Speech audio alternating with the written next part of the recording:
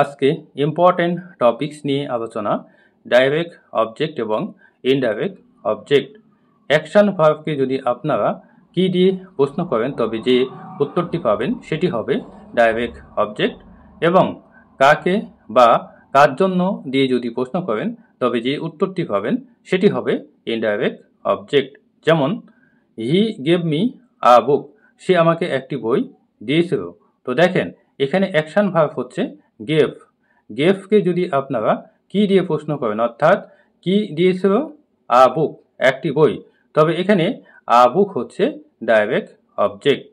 কাকে দিয়ে যদি প্রশ্ন করেন, দেখেন কাকে দিয়েছিল, আমাকে দিয়েছিল, এখানে উত্তরটি এসেছে মি, তো এখানে মি হচ্ছে ইনডাইরেক্ট অবজেক্ট।